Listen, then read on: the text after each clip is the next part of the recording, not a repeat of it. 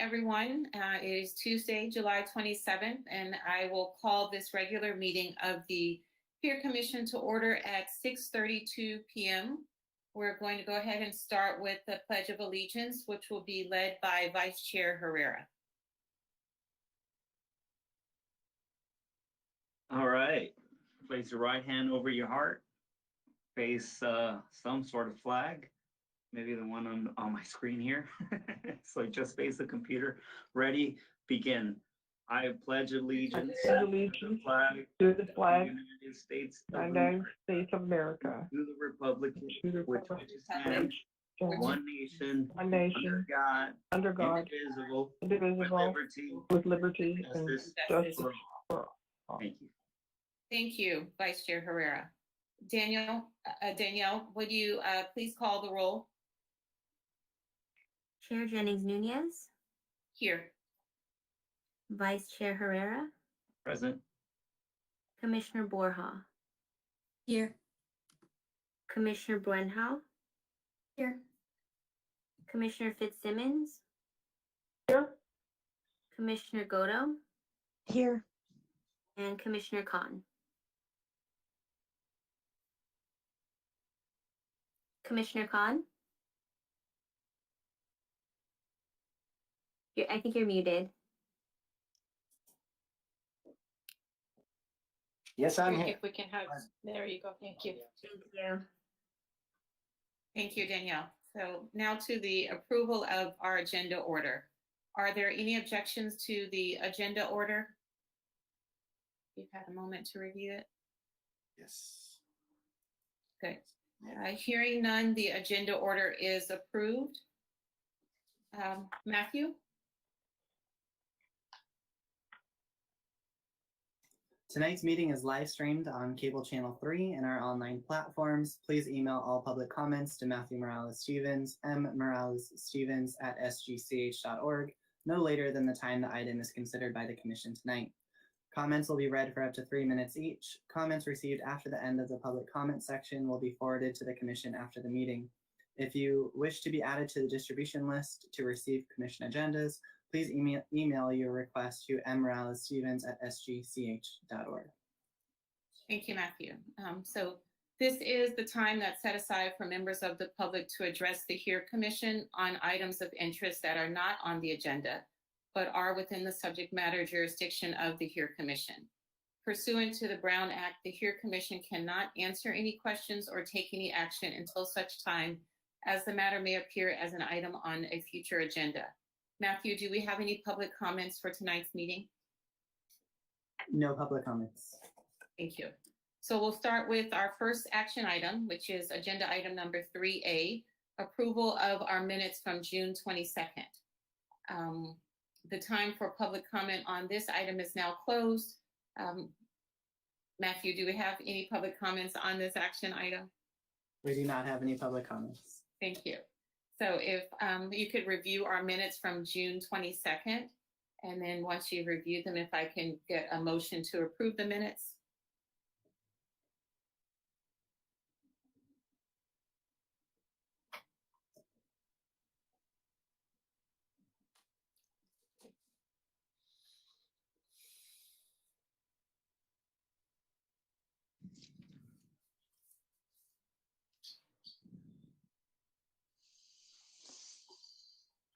Do I have a motion? I move to approve the minutes. I second. That was from Commissioner Godo. Is there a second? Yes, I second that. And that was Commissioner Khan. Thank you. I'm sorry, I lost my place for a moment there. So I do have a motion was made by Commissioner Godo and seconded by Commissioner Khan. Danielle, please take the vote. Commissioner Borja.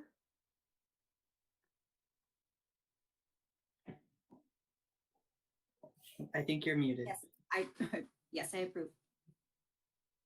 Commissioner Brenhau. Aye. Commissioner Fitzsimmons. Aye. Commissioner Godo. Aye. Commissioner Khan. Aye.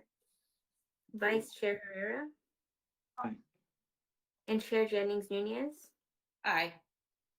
Motion passed by the vote of 7 ayes, 0 nays, and 0 abstentions. Thank you, Danielle. So now to agenda item number 4, our discussion items, the first discussion item for the evening. And we have quite a treat tonight. We have kind of 2 guests. One is a virtual guest, will be a YouTube video. And the second will be our invited guest, our action item for our 4B. So we're starting with our video just because we did make this part of our public agenda. And in case there are any public or any of the public who are attending our meeting, we wanted to make sure that they were able to participate in this video in a timely way. So the staff is going to present an implicit bias training video entitled Press Pause, Examining Unconscious Bias. The intent of this 30-minute video is to present a tool called Pause. That's an acronym that they'll explain, which will allow listeners to begin to recognize the biases that we all have.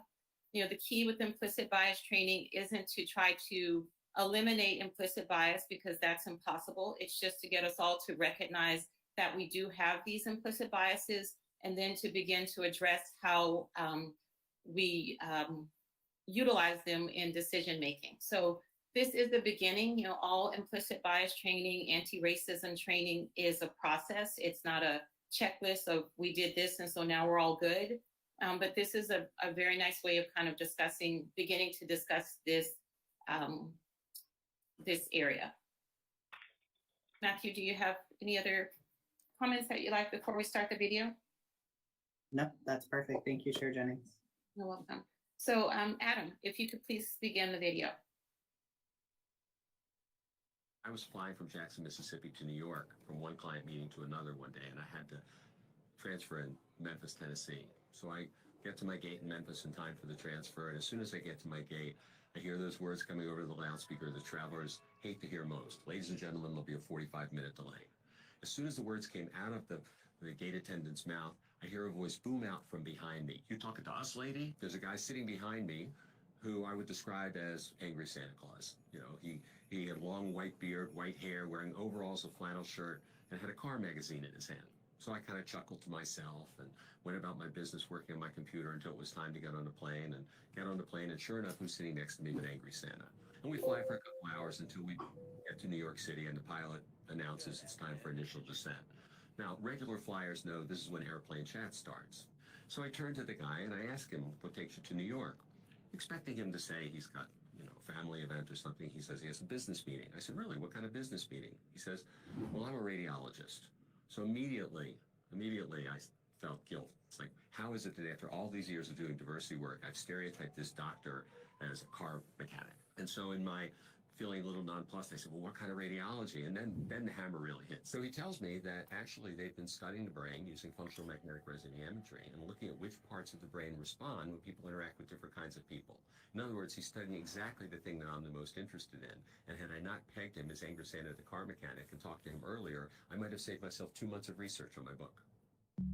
So what we're going to be doing in this course is to be looking at unconscious bias from several different angles. You'll be hearing from myself, from my colleagues, Kimberly, Rosalind, Eric, Bart, and Shilpa.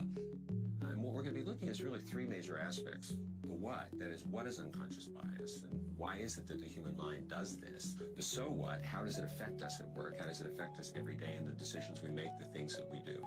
And then the now what do we do about it? A lot of times we collapse our bias with our morality. We think that because we have bias, it means we're immoral or amoral. This isn't about being a good person or a bad person. I promise there are not very many people who've worked on this issue with themselves more than I have. Still, after 30 plus years of doing diversity training, of doing work on unconscious bias, these biases still occur in me and you and everybody else. We created the pause model to use as a simple way for us to think about a process that we can use for interrupting bias. The P stands for pay attention. Pay attention to yourself, to your emotional reaction to things, to what's going on in your body when you're reacting to somebody, what's going on outside of yourself. The more information we can get, the more awareness we can get, the better. Second letter, A, is acknowledge your assumptions. On one hand, we own our responsibility for our reaction. On the other hand, we're pinning that on the other person. When we own our own responsibility, we can take responsibility for doing something about it. The third letter U is to understand your perspective, to look at what perspective are you bringing to this circumstance. And that, of course, brings up the fourth, S, which is to seek different perspectives. It may very well be that by talking to your colleagues, your friends, family members, you might be able to get a different perspective that can help you see that there's more than one way to interpret what's going on. And then finally, we come to E, examine your options and make a decision. So we've come to understand that the human brain uses bias to make decisions, but it's important for us to understand that this is a natural part of the survival mechanism of the brain. The purpose of this program is not to make you feel guilty because you have biases. In fact, the opposite. What we want to encourage you to do is not feel guilty, but to take responsibility for your biases. See, each of us has the opportunity to create a work environment in which we can relate better with the people around us, in which we can collaborate better with the people around us, in which we can feel a greater sense of belonging and connection to the people around us. And it starts when we have a better understanding of ourselves.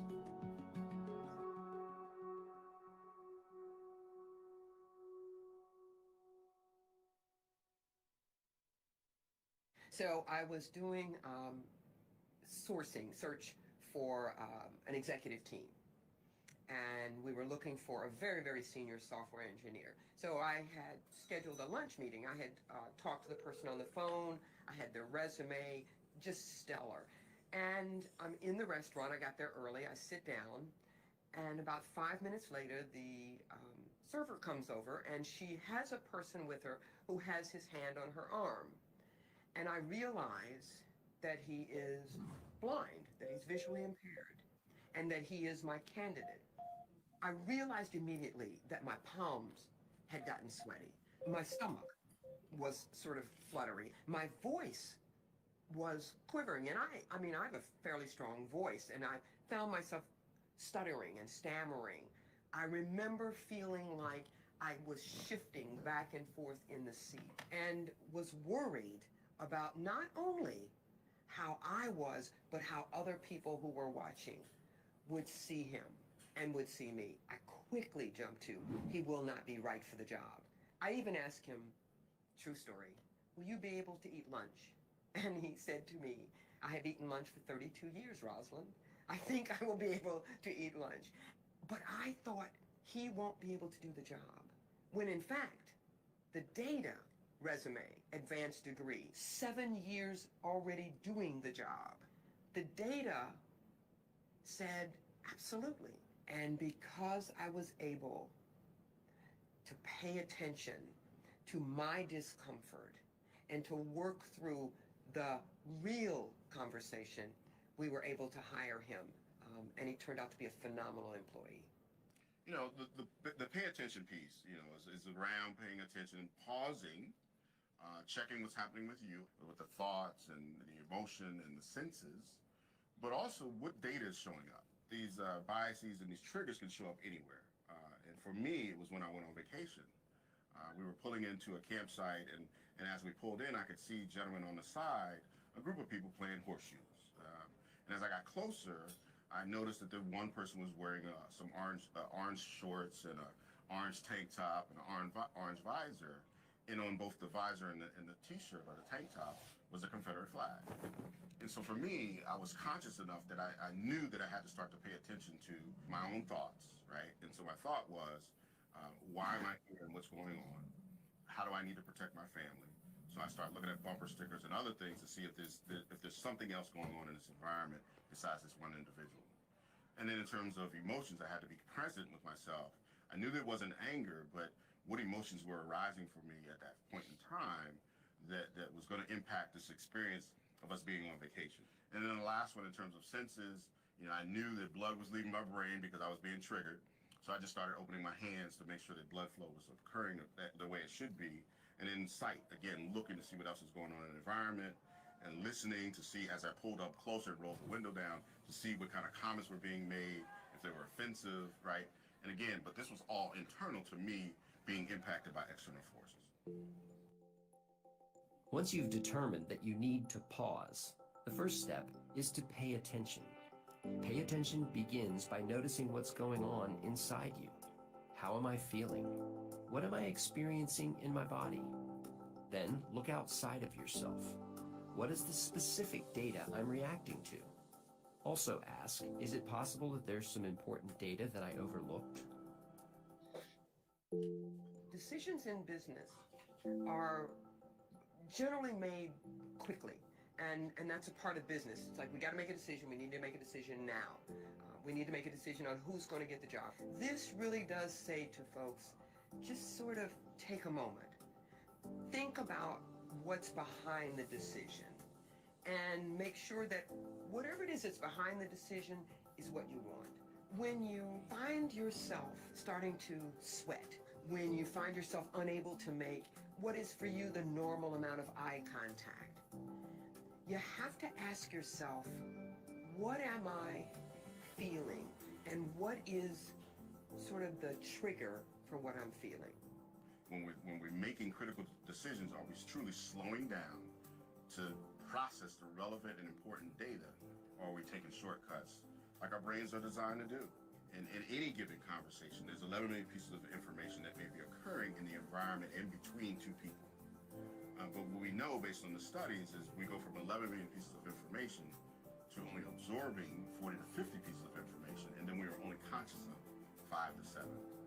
As we are more aware and conscious of our own blind spots and biases, then we can do something differently moving forward. Unconscious bias is all about being comfortable being uncomfortable, stepping into a space knowing that we all have blind spots, and that we can grow from that if we're willing to be present with ourselves, honor who we are, and honor our own story, then we can move consciously forward.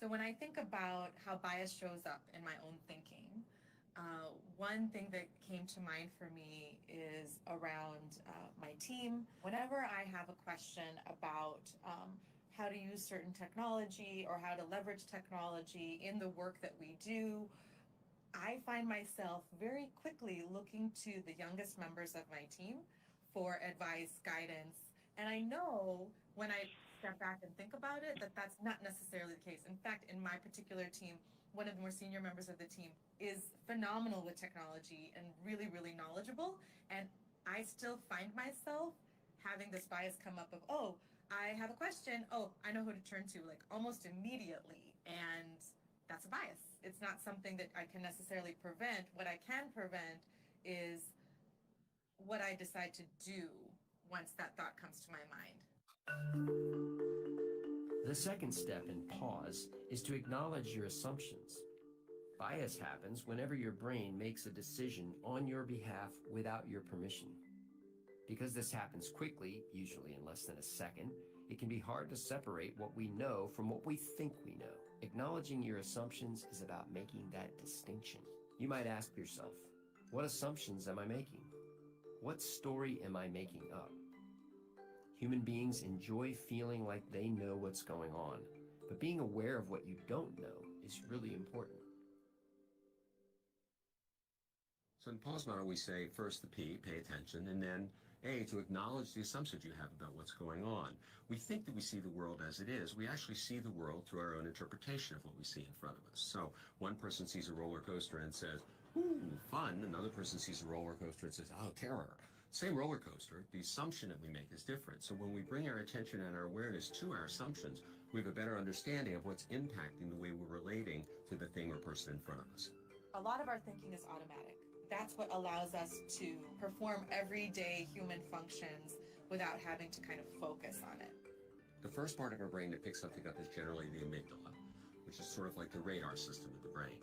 Quickly sends a message to the hippocampus, the memory center of the brain, almost like our filing cabinet. Runs through the filing cabinet, what is that? And then after that, another very quick transition to the hypothalamus, the air traffic controller of the brain, which tells our body, tells our emotional body how to react to the circumstance.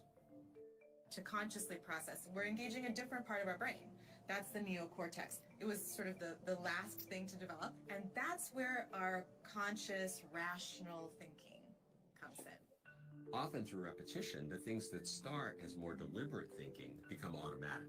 For example, many of us have started learning something and had to be very careful about it. Maybe when you started to learn to drive, you remember you got in the car and you put your hands at 10 and 2, and now most of us hop into the car and don't even realize we're driving until we're halfway to work. Repetitive tasks often become part of our automatic functioning, even if they start more thoughtfully.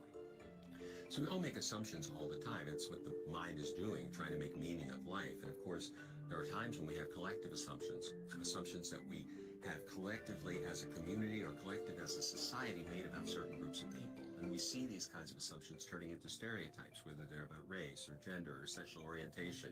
It's not just a personal phenomenon, it can also be a collective phenomenon that we share as a group. So a lot of times when we think of the word bias, we think about racial bias or gender bias around some kind of major demographic categories. But bias can show up in a lot more subtle ways that you might not expect. For example, the way we look at height and a connection between height and perceived leadership capabilities. When we look at the general U.S. male population, about 14% of U.S. men are over 6 feet tall. But then when we look at the percentage of CEOs of Fortune 500 companies, that's more like 60% are more than 6 feet tall. 14% of the general population, 60% at the top positions in these top organizations. So there's some connection that we are making between height and someone's leadership capabilities to be in those top roles.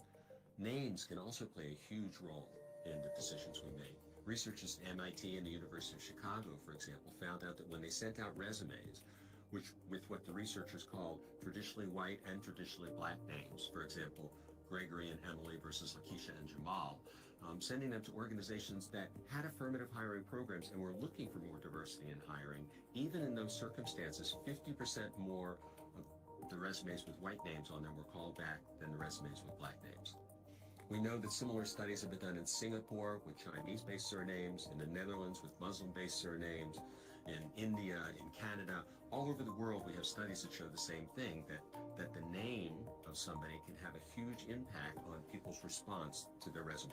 So here's the thing, knowing that we have bias and that bias is triggered from our automatic brain doesn't give us a free pass to do whatever we want. The fact that bias is natural does not mean that we're not responsible for managing it. We have a lot of human urges that are natural. Most of us have violent urges. We sometimes get angry, and yet we've learned to control those urges. Similarly, we want to take responsibility for our biases and make sure that they don't get in the way of our making good decisions. We can slow down. We can think more deliberately and make different choices. In fact, we're obligated to do so.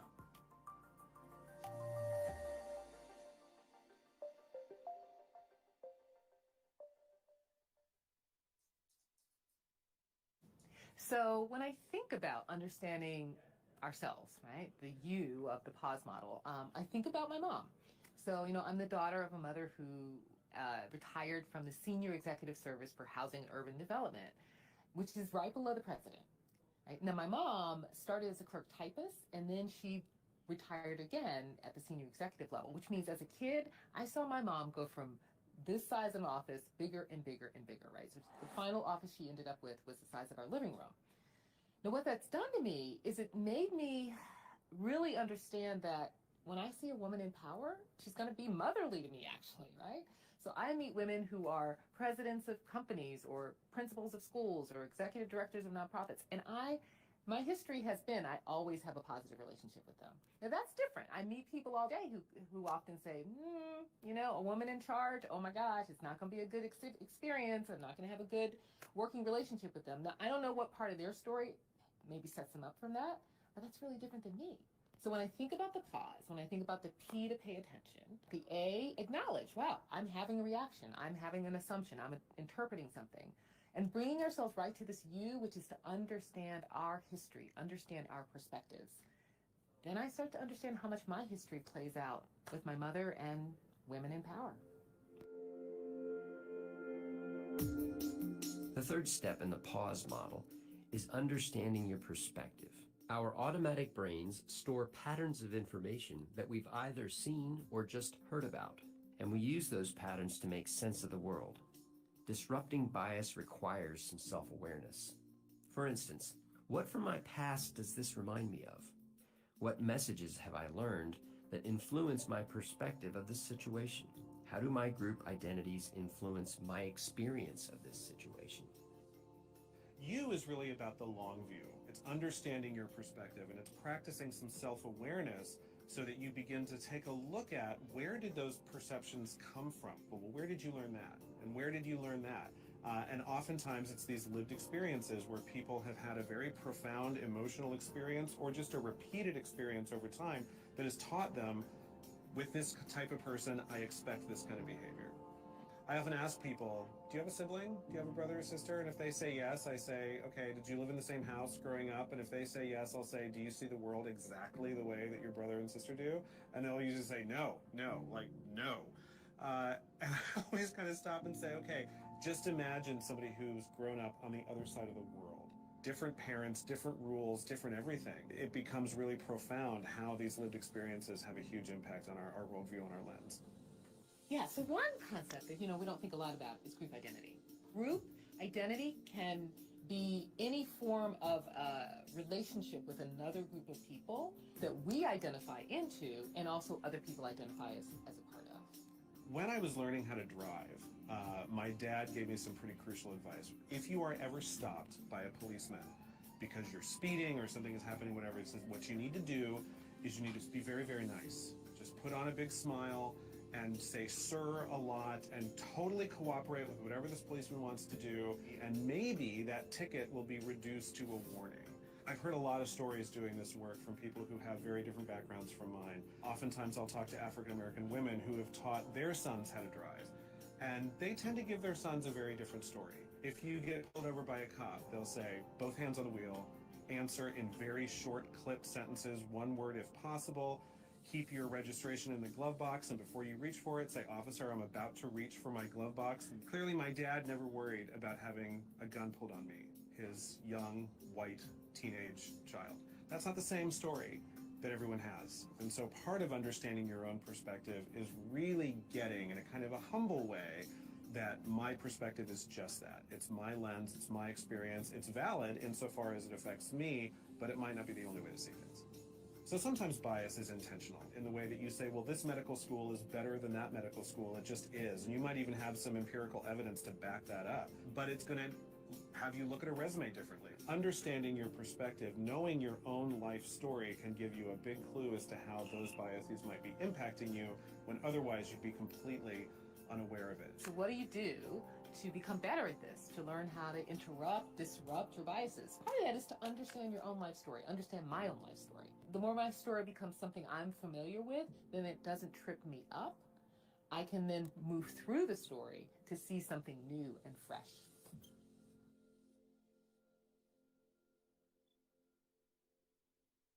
One of the things that occurred to me, I was on vacation, met this gentleman who was wearing a shirt, a tank top, and a visor that had the Confederate flag on it. Immediately, my narrative and story around someone who wears that, I believe that person to be racist. But I was waiting to hear something or see something that would confirm that I believe this person to be racist. They had a horse-drawn carriage. And so my wife and I are standing there, and then this gentleman shows up. I wanted to understand, right? I knew my story, but I wanted to gain his perspective. I wanted to gain a different perspective. But I tapped him on the shoulder and I simply said, hey, I see you're sporting your colors. And he said, oh, this. He says, yeah, I said, well, share with me what this means to you. In his eyes, that it was around his heritage, his culture.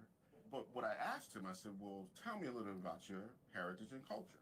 He talked about being a farmer. He talked about, caring for the land and that some of his family, they have property.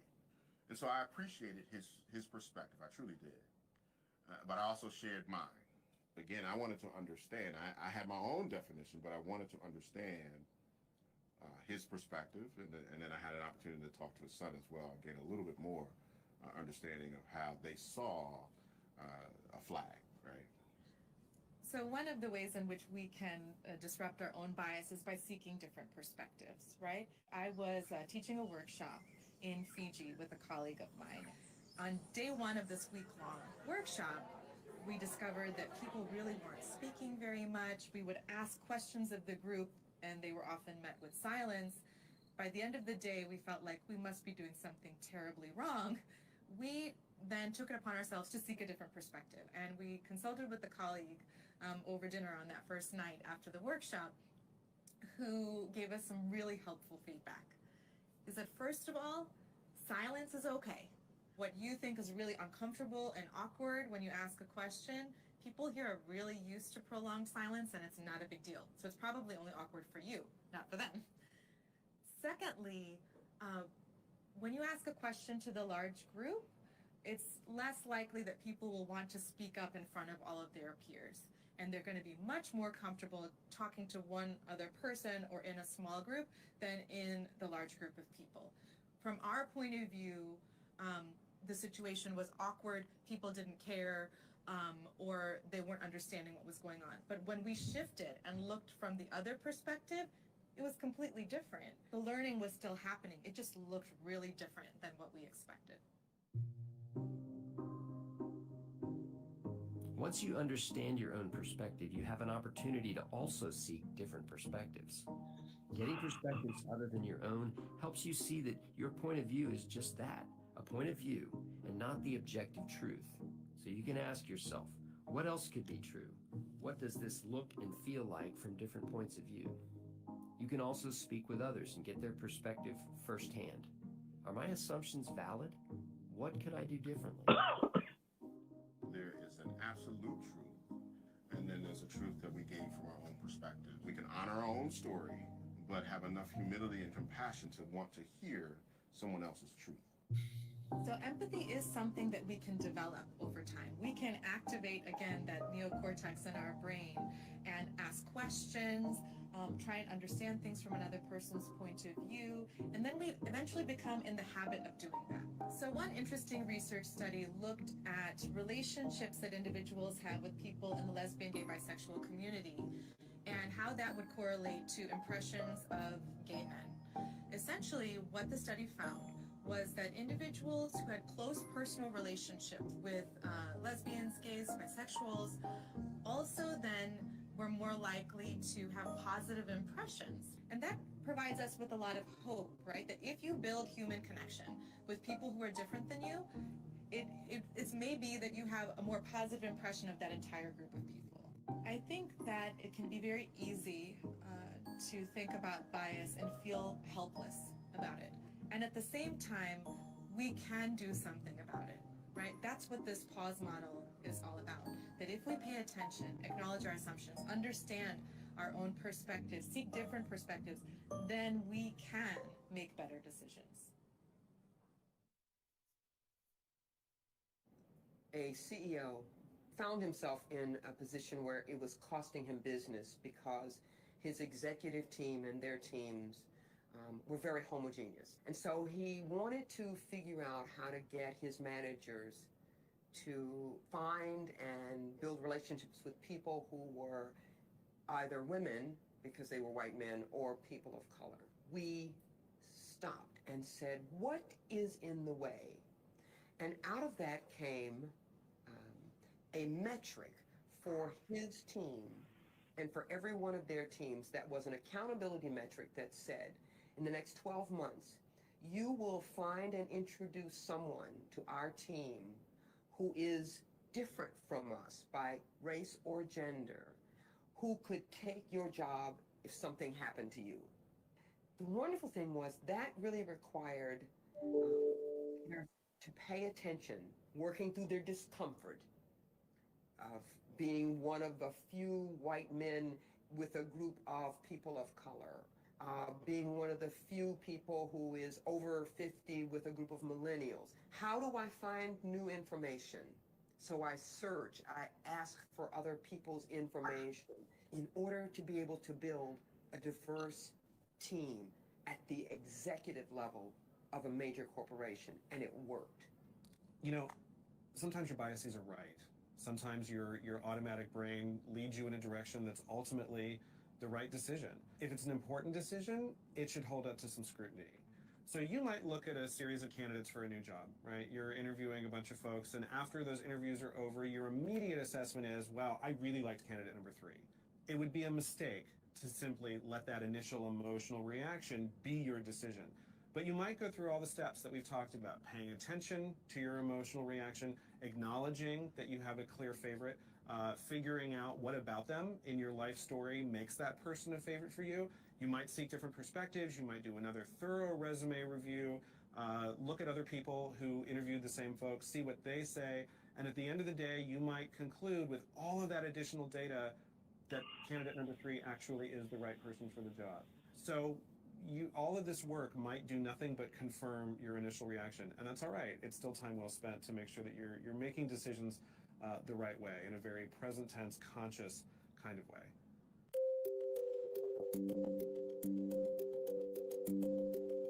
The final step in the pause model is to examine your options and make an objective decision. After disrupting a bias, you have some options. It might be necessary to apologize for past behavior. Perhaps you want to change your behavior going forward, or change the process to help everyone mitigate bias. You can also encourage others to pause when making important decisions. Biases are not bad, they're human. You can't leave this room without them. As a matter of fact, we have as many or more positive biases as we do negative biases. Going through this model is going to make your complex decisions more complex. Right? I mean, part of the problem around bias is it allows you to see complex things very, very simply. Going through the work, you're going to start to see a lot of complexity, and all of a sudden that decision might be harder to make. But if it's a complex decision, it deserves your time and attention. You know, some decisions feel really urgent. Say you've got an empty chair outside your office and you need to hire somebody right now. It can be very tempting to make that decision really quickly. But if you hire the wrong person, your organization might be stuck with them for what, 10, 20 years? Even there, the little bit of time that you take up front to make the decision the right way is going to have a huge positive impact on the way that your company runs from that point forward. When I was working with the engineer who was visually impaired, I knew that I was going to have a courageous conversation with the leadership team that he was going to be interviewing with, because I couldn't just let them walk in and have their quick assumptions about his skills and not his skills in the same way that I had done. So I had to have a courageous conversation where I had to authentically share that I had bias. And my immediate response was not a response based on his skills. But pausing is really important when you want to disrupt bias. When you know that you've made a complex decision way too quickly, or if you feel a really strong emotional reaction yourself, it's important to pay attention. Then it's important to say, what is that reaction? I need to acknowledge what's going on within me. The next step is understanding your own perspective by having a nice reservoir of knowledge about you, about your own lived history and what you've experienced. Then you can seek other perspectives to see if that lines up with what other people are seeing. And also you can do that internally. You can just practice a little bit of empathy to see what life might look like from another person's perspective. After doing all that work, it's finally time to examine all of your options and make that decision and do what you're trying to do the right way, objectively and consciously. This is not easy work because it involves me looking at me through a different lens and a different filter. It allows us to grow our organizations. It allows us to change with the changing demographics. It allows us to harness creativity and engagement in ways that we have never thought of before.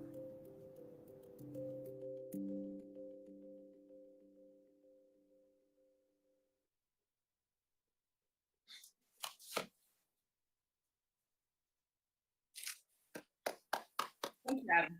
Thank you. So I need to ask if there to announce that the time for public comment on this item is now closed. Matthew, do we have any public comments on this discussion item before we open discussion? No, there are no public comments on this item. Thank you. So I would like to just open it up to the other commissioners to see if you have any comments or feedback about this. You know, I think it is a really nice video that, even though it was kind of relating to the business world or organization world, that it still had lots of applicable lessons to just our personal lives. And I personally would like to see something like this recommended to the city to begin their discussion on implicit bias. You know, a very simple video and a led discussion after it by someone who has experience in leading this type of discussion would be a really nice first start. But I'm going to open it to the other commissioners.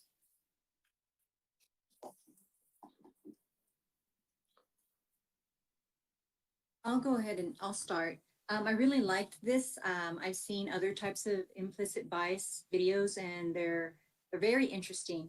A couple of things I liked about this was especially how he gave the example of, asking the person, do you have brothers and sisters? And do you guys all share the same views, right? It gets people to understand that even within your own family, you don't share the same views, even though you might have the same parents. And then the other thing that I liked is the questions that come out when they're challenging themselves, when they have that bias and they're trying to work through it and they're saying, let me go ahead and ask questions about this person just to see. So I really like that part of it too. Thank you for this video. Commissioner Godo? Yeah, thank you. I agree. I thought this was really well done. What I really appreciated about it is not only that it recognizes that everyone has biases, there's no really way to avoid having them, but it also gives very actionable ways that you can think about more comprehensively what's behind that, and that that you can take these actions to mitigate those split second decisions that you make. And it brings to mind a book that Malcolm Gladwell wrote called Blink. And if anyone is interested in hearing a different variety of stories about sort of all the different things that go into those split second decisions that you make, because there are, as we saw in the video, so many things in your history that are informing your decision that you think you're making just, unconsciously, but truly all of those factors are playing a role. I really would suggest, if anyone is interested in digging in deeper, to take a look at that book. But I think this would be really valuable for any staff in any group to look at, because it once, like I said, it gives you some very actionable things that you can do and consider to sort of shift your thinking.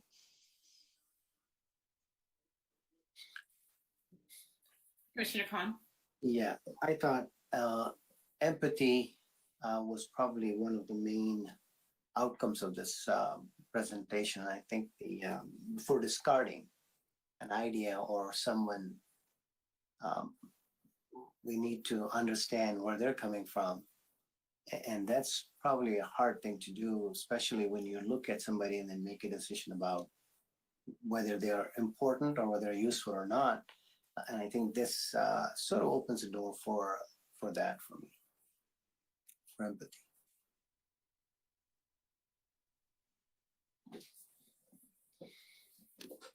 Any other comments?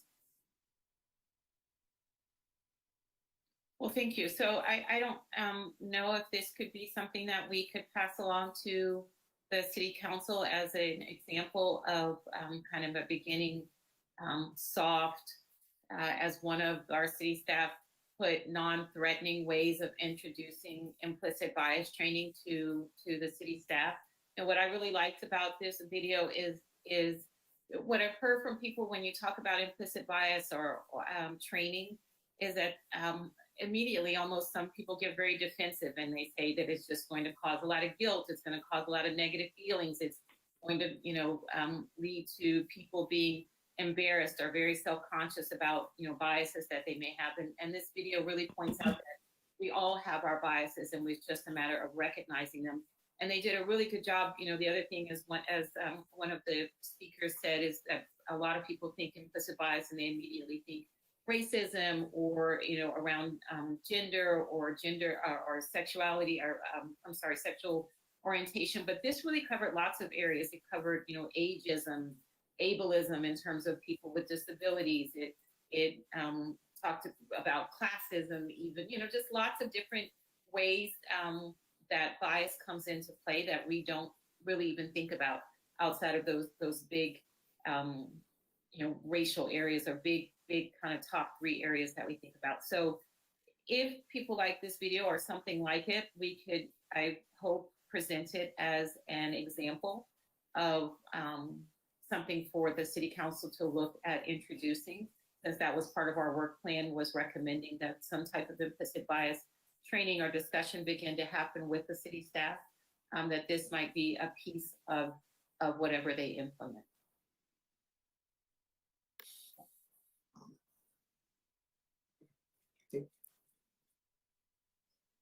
Chair, Jennings. Yes. Yeah, so I do agree with you as far as this video is really good content in the video. And I would also second that we should introduce something like this video.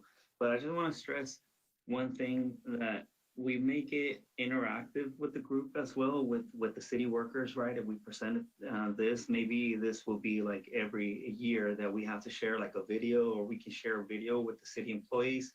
So maybe we can change it up. Maybe this coming year we introduce this video, then the next year we'll make it different video, just so it's not something. I'm afraid that we're gonna go down this slippery slope where people are gonna just think, here's another video. I really want them to focus, so I want to make sure that their mind is engaged, and that we're not showing them the same video over and over, and they're like, oh, okay, I know what this video. Oh, I know this video. They're not really paying attention at that point. So finding more material, or finding different ways to engage the city workers will be interesting. It will be different, an interesting approach as far as presenting this content. I think we need to make sure that it's different all the time, not the same video. That's basically my point there. Thank you, Vice Chair Herrera. You make a very good point that, this is really just the beginning.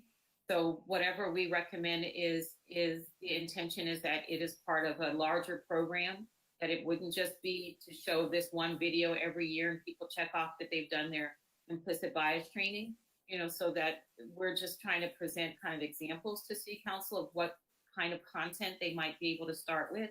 But definitely, as Vice Chair Herrera said, it needs to be something interactive with the group, where they feel engaged and kind of responsible for their own learning as well. So thank you. Great. So we will move on to our second in living color, our live guest speaker. At our last meeting, I think Commissioner Godo, I can't remember which commissioner asked for us to get more information about how the city distributes and promotes information to its residents. And so we have a guest speaker, Jonathan Fu, who is the Public Information Officer for the City of San Gabriel. And he is going to provide us information on the city's different outlets for distribution of city information. This will include the social media for the city's website, and the print materials. Before we get started, let me ask Matthew if we have any public comments, or the time for public comments is closed. And Matthew, do we have any public comments on this discussion item? There are no public comments. Good. So thank you, Jonathan Fu. If you would like to introduce yourself any further, please do. We're going to turn over the program to you. Thank you, Chair Jenny Nunez. Hello, Commissioners of your Commission. I'm Jonathan Fu, and I'm the city's Public Information Officer. I have a few slides that I'm hoping to present that will talk a bit about what public information does on a day-to-day basis. And I'd also like to focus some attention on some of our public outreach, specifically print and digital. I thought I'd begin this discussion by focusing on 4 big themes and topics. First is to discuss what public information is. It's typically a term that's used in municipalities and organizations. It's not one that's typically heard in the public. Followed by some of the statistics that we use from 2017 that essentially guide our public outreach, followed by a brief summary of some of our print publications and our digital publications. So I'll first start with the purpose of public information. Anecdotally, every time I introduce my title to someone, they sometimes think that I work for a call center like 411 or any other operations where I deal primarily with the public. And while public information does deal with the public on a day-to-day basis, it really serves as a media role. If I were to summarize public information in a sentence or two, public information essentially communicates city news, developments, and programs to the media and to the public. And I make that distinction there because where we usually get our title from is corresponding directly to the media. On a secondary basis, we also oversees crises communications and emergency communications with the help of fire and police here at the city. If I were to summarize our day-to-day activities in public information, it'd primarily be under three big roles. The first one, focusing on media relations, serving as a conduit for members of the media to send inquiries to the city. Then we have crisis communications in the event of an emergency, followed by public outreach, which outlines some of the public initiatives that we have discussed on social media and in our print publications. Focusing first on media relations, first and foremost, public information, and specifically public information officers, serve as the spokespersons on behalf of their organization, in this case, of course, the city. We do this because we want to serve as the primary point of contact for the media so that they have a constant contact that they can refer to if they have a question about the city of San Gabriel, and also for our organization so that we can organize communications in the event that we want to reach out to the media. This also includes proactive media preparation and outreach. What this includes is if we have to say a controversial item or an item that we think will garner some media attention, we try our best to work with ourselves or our designated spokespersons. It may not be a public information officer, it may be an executive or a director, to brief them on big subjects that we think are worth focusing on so that we may more effectively communicate to the media. And of course, as part of our public outreach, we also focus on press conferences and news releases. So press conferences being one that we've held with the city council as an example regarding vaccination drives here in the city, and then news releases like the one that we published about the HERE Commission. So just two specific examples there. If I were to look at the second temple concerning crisis communications, this is something that happens infrequently, but as its name implies, when it does happen, it essentially clears our slate. When a situation does occur, most commonly in public safety, but also in other situations as well, we usually have to clear our slate to focus on messaging control and information gathering. Now, information gathering is an important topic during crisis communication simply because during a crisis, we try to weigh two very different goals. On one hand, when a situation is volatile and unstable, we want to try to communicate information to the public in a manner that's effective for them. So our big questions are usually, what does the public need to know in order to maintain safety? And is the information reliable enough? On the other hand, we also have to preserve the situation so that we're not releasing information that may inadvertently be changed. This is usually just based off our subjective experience. If there's a piece of information that most likely could change, we try our best to weigh the judgment call between releasing it versus trying to hold on to it just a bit more so that we're not confusing the public. We want to make sure that our messaging is clear and effective. As part of this, we also have an emergency notification system known as Alert San Gabriel. Alert San Gabriel runs on a platform called Nixle. A lot of our public safety agencies around the city of San Gabriel use Nixle as a way to reach out to residents. And we use it as our platform to send out alerts, subscriber-based, of course, through text, email, and phone. If we have an emergency, myself or someone from fire or police has access to this apparatus, and we use this as our primary notification system in the event of a serious situation or something that garners some community attention.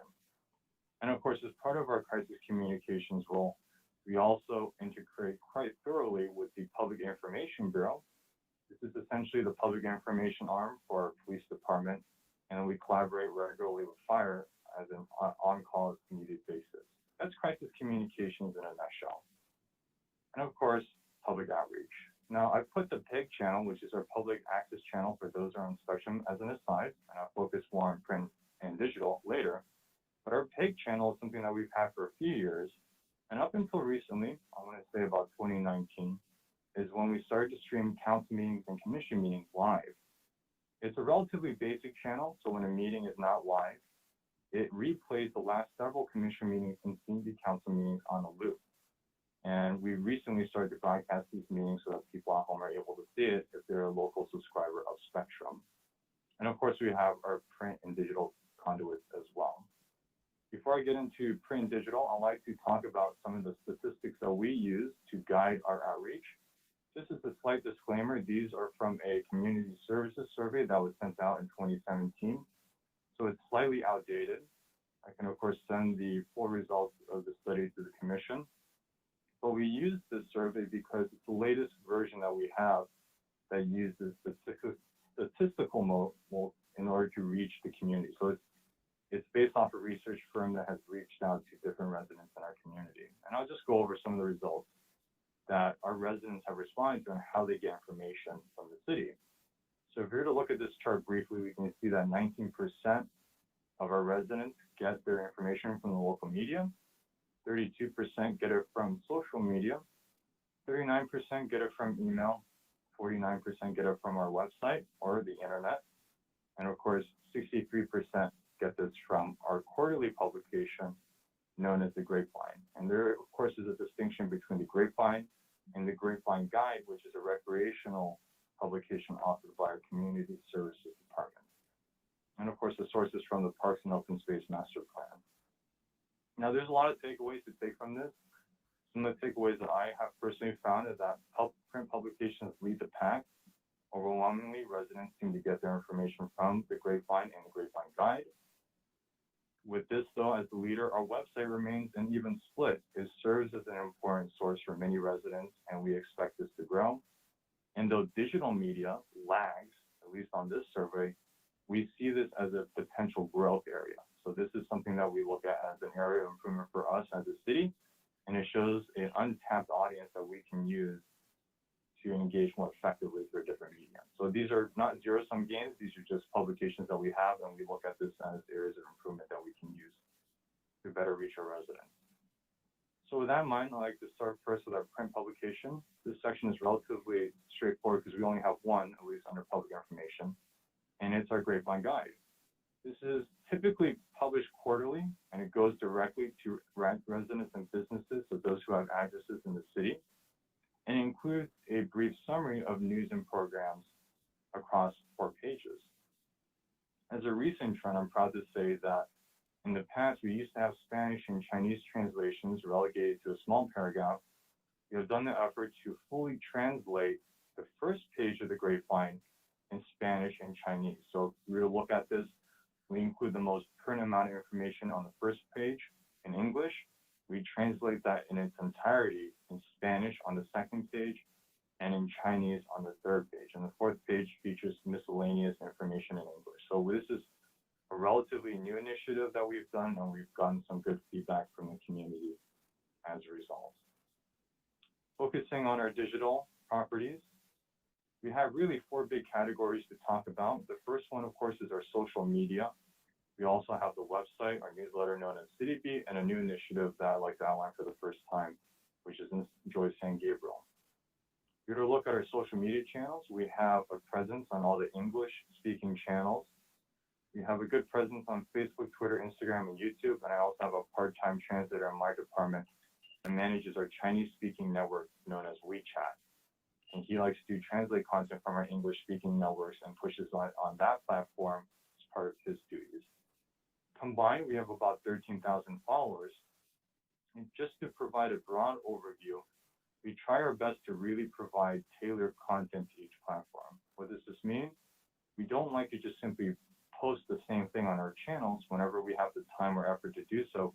We really want to respect these digital communities.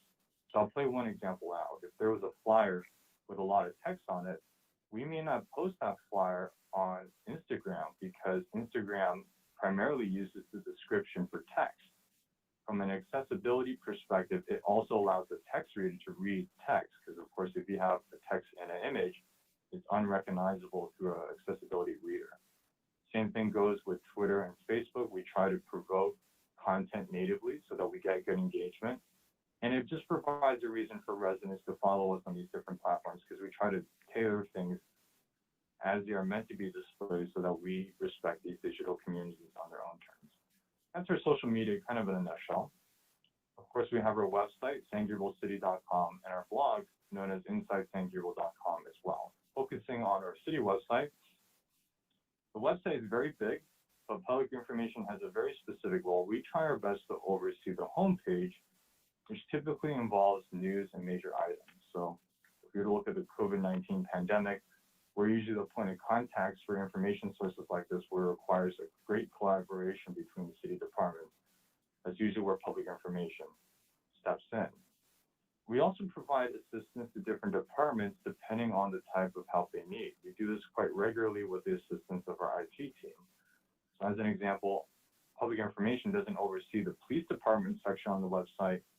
If they were to require assistance, they are more than welcome to contact us, and we'll try our best to get their problems resolved. And that's our role for the city website. In San Gabriel is our blog. We try to keep this up to date. It's where we post news and developments. We use a different website for our blog because it provides an easier way to read information.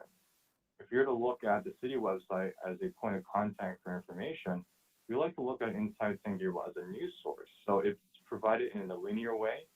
So the latest stories are up on top, and it's just an easier experience to read. It's easier to share on social media, and that's why there's a differentiation between the two properties. But those are our two websites in a nutshell. Also, we have our digital newsletter known as City Beat. This is sent out weekly, every Wednesday evening. It's sent out to about 1,600 followers on our subscriber list, and it has about a 30% open engagement rate. And while that does sound low, the average in the industry, last time I checked at least, was around 5 to 10%. So even though 30% is something that we want to try to improve upon, it is still significantly higher than the average in the industry, which shows that our residents, at least for those who subscribe, view this publication quite regularly, and it does have an active follower base. Finally, the other public information conduit that we like to oversee on our digital channels is a new initiative that we're calling Enjoy San Gabriel. This is a new social media program, and it's used as a promotional tool with the help of economic development, from community development, the Mission Playhouse Department, and of course, community services. We started this channel because while the city channels need to essentially be a catch-all, they need to be able to serve very serious information alongside programs. We wanted a separate channel that can bring some levity to the community. It wouldn't be appropriate to have a COVID-19 update alongside something that's a little bit maybe more fun. We try our best to really be cautious of the tone. And this is our conduit to promote the city and the community.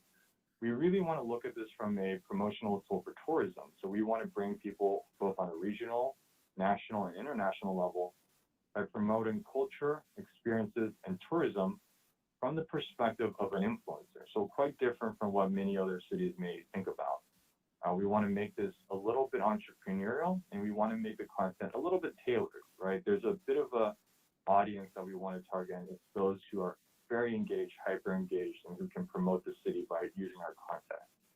And that's essentially Enjoy San Gabriel in a nutshell. So overall, public information aims to communicate to the media and also to the public. We oversee crisis communications, media relations, and public outreach through our print and digital publications. And if you look at these statistics again, print still leads the pack. We have an even split for our digital properties on our website, and then social media lags, but we see that as a great growth opportunity for the city. That concludes my presentation. I'd be happy to answer any questions from the commission. Thank you, Jonathan. I appreciate that information. I'm sorry, ignore the phone in the background. So again, the time for public comment is on this item is now closed. Matthew, do we have any public comments on this discussion item? There are no public comments. Thank you. So I'd like to open it up to the commissioners if you have any questions of Jonathan. Yes, Commissioner Godos. Hi, thank you so much, Jonathan. That was a great presentation. I'm wondering for the content, particularly for the social channels, how do you guys manage that? How are say for Enjoy San Gabriel, how are people able to either provide or suggest content that could be included? And what's your process for sort of vetting what goes up? Sure, that's a good question. Public information typically, just one second.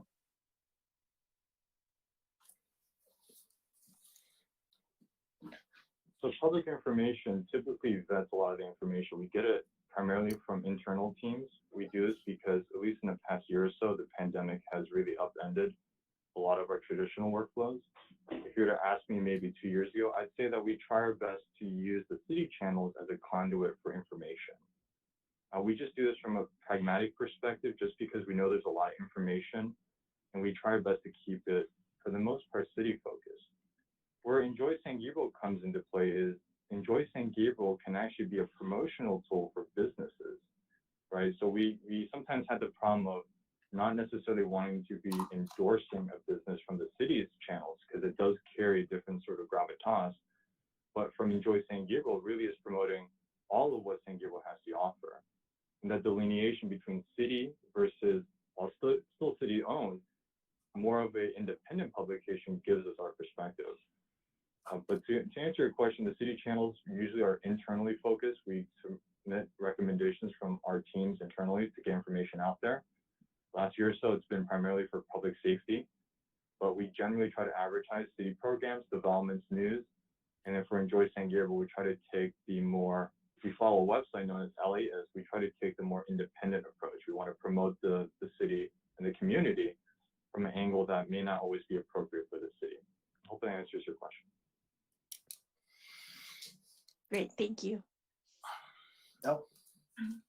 I see Commissioner Fitzsimmons and then Commissioner Khan, and then I think Vice Chair Herrera had something. Commissioner Fitzsimmons.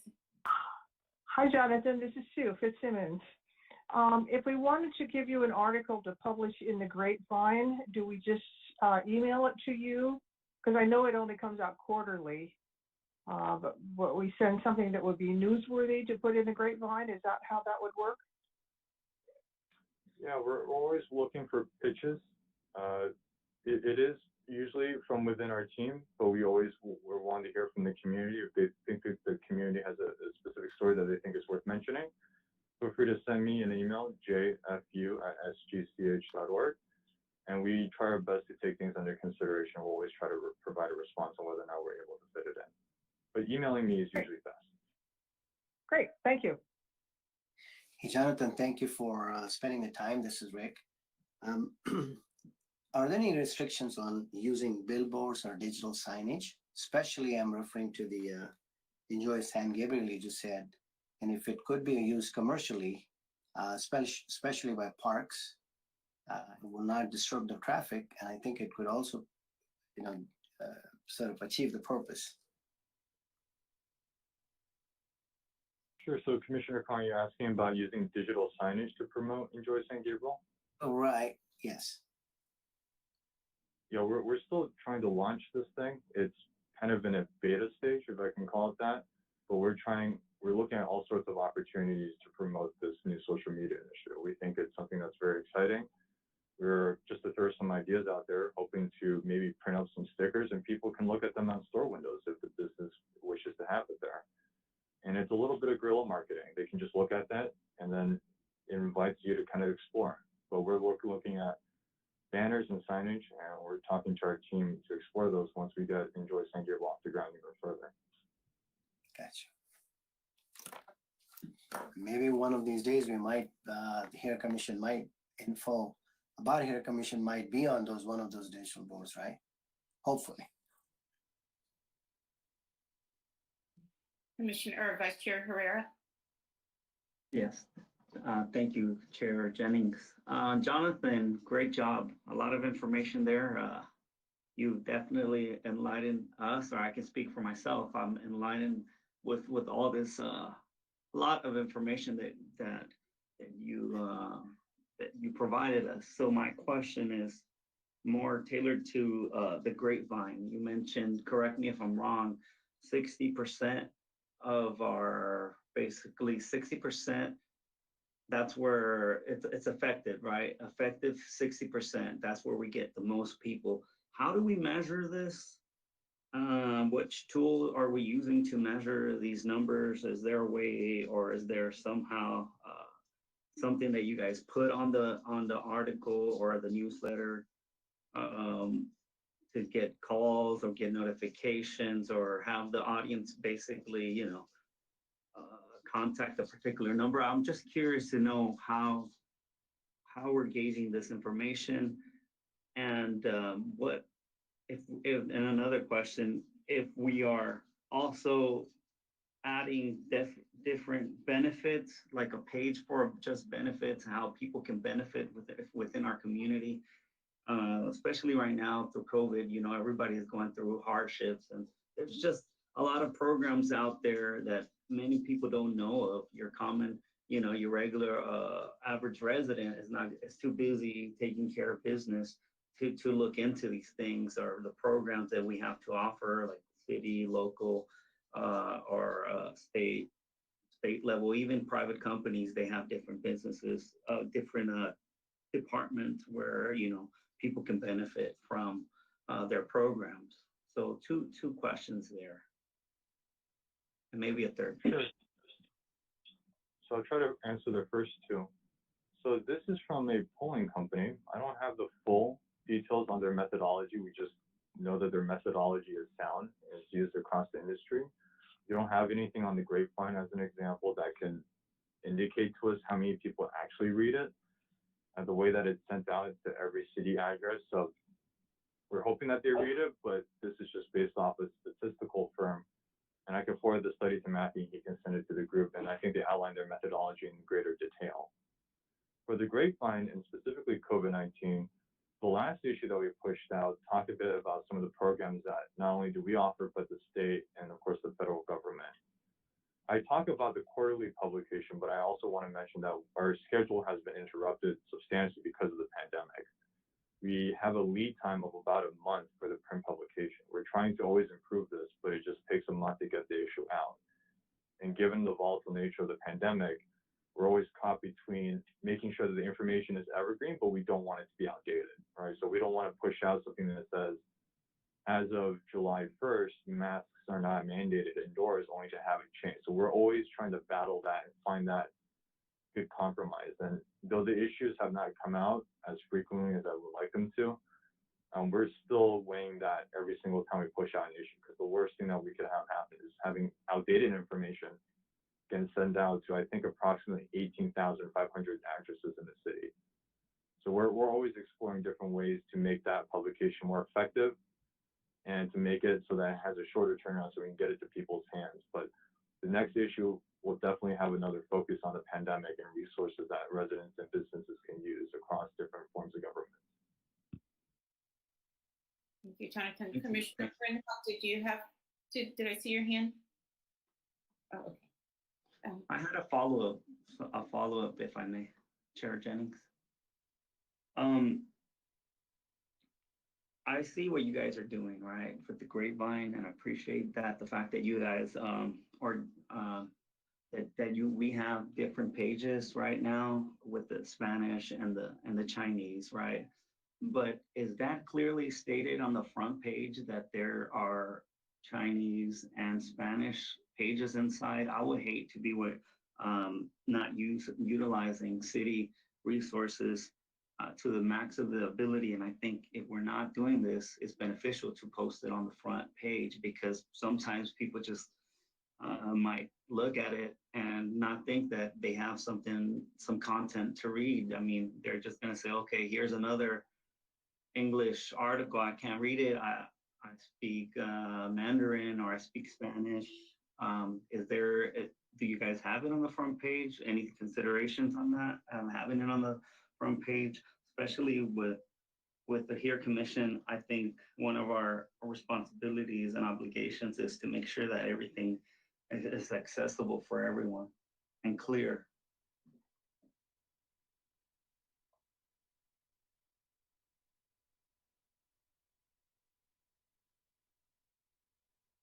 Jonathan, I don't know if you're answering, but you're still muted. We don't have that at the moment, but we can certainly add that for future editions. For previous iterations of the Grapevine, we used to have something on the front page that would talk about translations on the third page because it was a little hidden. But given the full translations, we're more than willing to add that to the front page in Chinese and Spanish. That's a good suggestion, Vice Chair Herrera. I will say that the Grapevine is a very small newspaper in terms of the number of pages. If I remember correctly, it's a fold out and you open it up.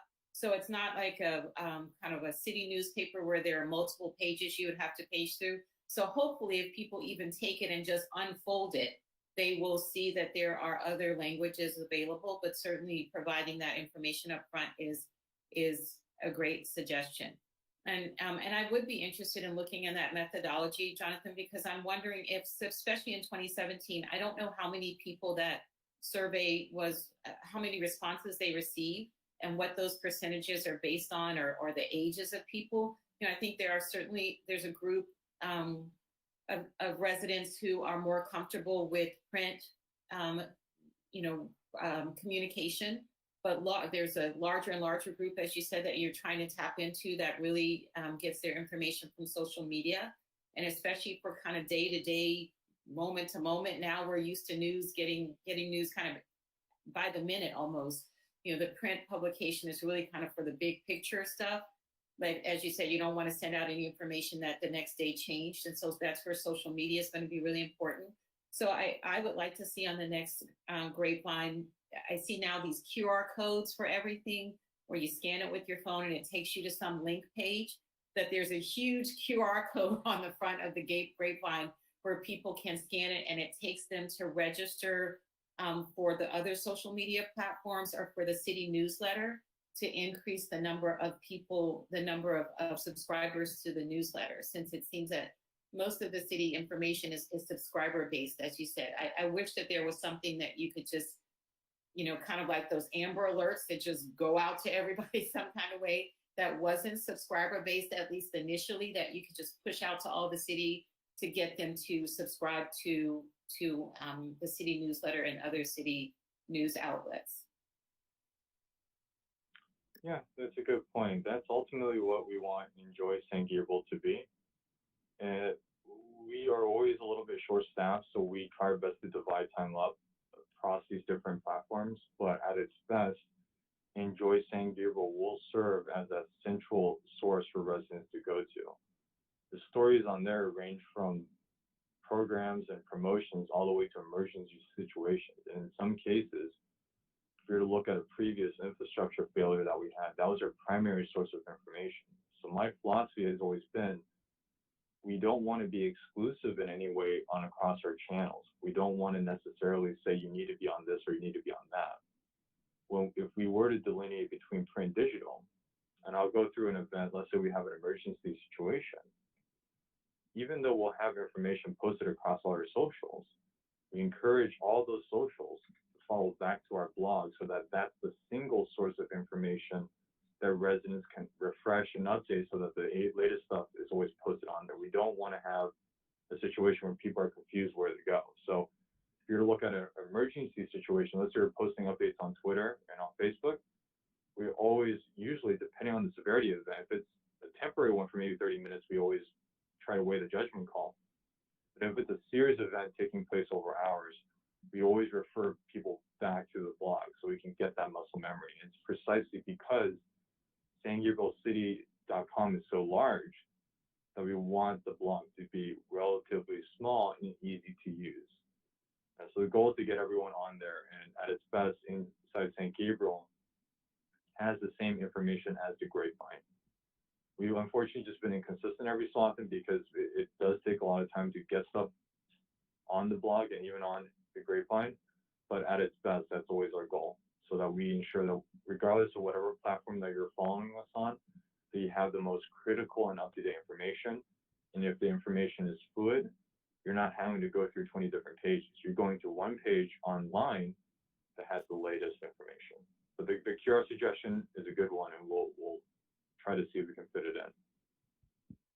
Thank you, Jonathan. So I know that we will continue to partner with you and the Public Information Officer, because as Vice Chair Herrera said, and the reason for having you visit with us today was to begin to think about how we can be more inclusive, how we can, make things more accessible for the community and get information out. And so hopefully we can either have you back or just pass on our questions and suggestions to you by email, if that's okay, or through Matthew and Lucy. Sure. And then just before we conclude this item and John exits here, just a couple items. So just a quick announcement. Commissioner Borja did have to exit the meeting at approximately 7:32 to attend to an urgent matter, just so the record shows that. And then I did also want to make a note that, we do appreciate, John coming in and sharing his wealth of knowledge with kind of what the city does as a whole and what his division does and how people can find information out about the city. Because I know that there are a lot of channels, there are a lot of ways in which people can receive the information. In addition to the ones that John mentioned, do keep in mind that there are department-specific outlets as well. For example, both community development and community services have their own monthly digital newsletter that goes directly into your email. So if you've subscribed to those, you'll receive information specific to those departments and what's going on. So for example, community services, they have a monthly newsletter, but if there's something that's breaking that really needs to go out to the public, for example, if we're doing a Prop 68 meeting that didn't quite fit in between either months, then we'll send out a quick message to all of the subscribers. In addition to that, like John said, we do have the Grapevine Guide, which will have all of our information specific to our department. Sometimes it'll have information on a broader level. And actually we are incorporating that QR code as well for a small portion of it for a survey. We do also, throughout the pandemic, Community Services has done a few surveys. Granted, they're surveys to people who have been active through the pandemic, active in our programs, and active virtually. So kind of keeping that in mind. So there are people that already have those resources and already have that knowledge to be able to use technology. But we've kind of seen the trend shift from the results that we've seen thus far, from the print materials being their primary source of information to the website, which is a positive shift in the fact that we can update that quickly, we can push out information as soon as it becomes available. But it'll be interesting to see how that evolves once we're able to get updated information from all residents, whether they are current participants or future participants. So we'll keep you updated as we receive more information as well. Granted, that will be more specific to people that are interested in what the Community Services Department is doing, but hopefully that will help guide some of the information that you're receiving. Thank you, Jonathan, again. So Jonathan, last question. If someone said, I just want one place to go, can you give me one place to go to find most information? What would you suggest? Sure. So if you want information through print, our Grapevine has the latest information about programs and initiatives and important issues in our city. For digital, if you want news and updates, SanGabrielCity.com is always a safe place, and the homepage links to Inside San Gabriel for the latest developments. Perfect. But those would be the two safe choices, Grapevine and of course SanGabrielCity.com. Excellent. Thank you so much. Thank you very much for being with us. We really appreciate that. Thank you all. So we're going to move on to discussion item C, which is discussion of our annual work plan and action plan. If you remember, the annual work plan was approved with amendments at the June 15th City Council meeting. And on our last meeting on June 22nd, the HERE Commission finalized the action plan for the 2021 work plan. Tonight, we're going to discuss a little bit about the progress made on each of the items. We're going to primarily stay with discussion on items number 1, 2, and 3. So action plan, item 1 was on equity training and inequities in city policy. Number 2 was community engagement. And 3 is youth engagement. And I would suggest, since Commissioner Borja was our leader in that area, and she did have to leave, that maybe we hold off on the youth engagement portion. And if it's possible for us to just delay that until the next meeting when she can be with us, I think that would be appropriate. So Matthew, if you want to just walk us through quickly the revisions from the last meeting. That would be perfect. Thank you, Chair Jennings. So just a couple notes. I do apologize for some of the errors that were in the action plan during the last meeting. Those have all been corrected. In particular, we added back in community engagement. So that's item 2, and then renumbered all of those so that they adequately match the work plan. We've removed the deadlines and added in the commissioners that volunteered for each item. We received word back from Commissioner Godo and Vice Chair Herrera after the meeting as to the areas in which they are interested as well. So they're included in the action plan. As we're moving through there, if there are areas where potentially we've made an error, feel free to call that out, and we'll make the adjustment. As Chair Jennings said, since Commissioner, my goodness, Borja. Thank you. Since Commissioner Borja did have to leave, we'll go ahead and focus on items 1 and 2. So we'll start with item 1, equity training and equities and city policies. Our lead here is Chair Jennings Nunez, assistance and from Commissioner Brenha and Commissioner Khan.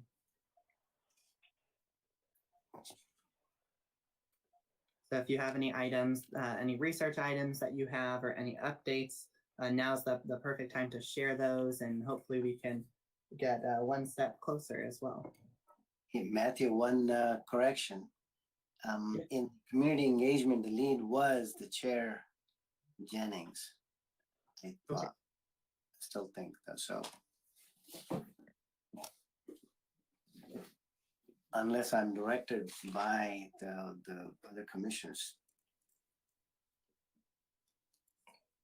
I don't mind taking the lead there, but what I remember is that everyone was kind of interested in providing some input into the community engagement area in various ways. And so that's why we decided we all would kind of work together on it. And as we came up with specific programs, there may be someone who wanted to take the lead on those specific programs, but that everyone kind of had some input when we talked about community engagement.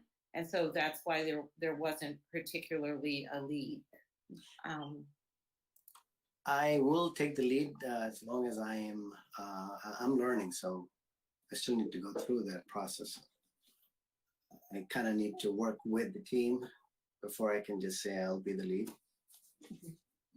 So there was a particular area in terms of, and we can go back to number 1, but since we're talking about number 2, there was an area in particular that I was interested in, and that was the Native American Heritage Month, where I would like to be part of that, whatever other commission. We're going to talk about it, or maybe we're going to talk about it with this one. But if there is another commissioner who would like to be a part of that particular event, whatever that event turns out to be, would like to be a part of researching and working with the tribal leaders to investigate how we might celebrate that, then that would be good. But I would like to be a part of that discussion.